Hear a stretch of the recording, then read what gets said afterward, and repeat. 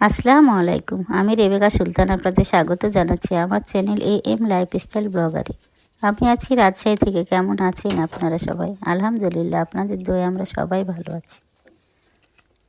চলে আসলাম রান্নাঘরে। আজকে রান্না করব পেঁয়াজ পাতা নতুন আলু দিয়ে চিংড়ি মাছ দিয়ে ভাজি করব। সেজন্য কড়াইয়ে আগে আমি চিংড়ি মাছটা ভেজে রেখেছিলাম। সেই কড়াইয়ে আমি দিয়ে দিলাম পেঁয়াজ পাতা, নতুন আলু, কাঁচামরিচ, পেঁয়াজ, হলুদ, আদা রসুনের পেস্ট,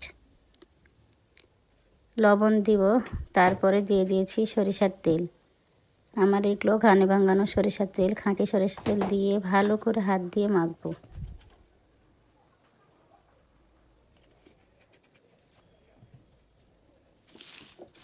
এই তো হাতে আমি মাখতে শুরু করলাম। এমনভাবে মাখতে হবে যেন হাতে মাখলে অর্ধেকটাই কমে যায়।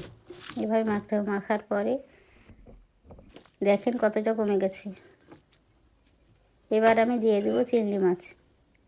চিংড়ি মাছগুলো দিয়ে আর একটু নাড়াচাড়া করে অল্প পানি দিয়ে আমি চুলায় চাপিয়ে দেব।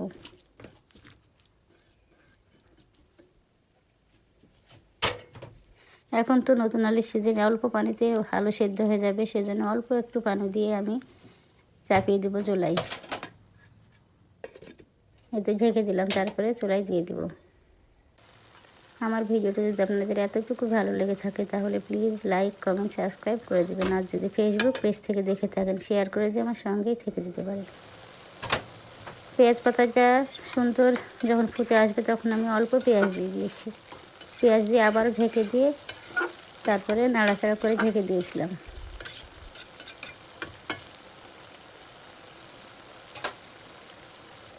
আবারও ঢেকে দিলাম। এতে আমার সব পানি শুকিয়ে আসছে। এবার আমি ভালো করে নাড়াচাড়া করে নেব। দিয়ে দিলাম জিরার গুঁড়া।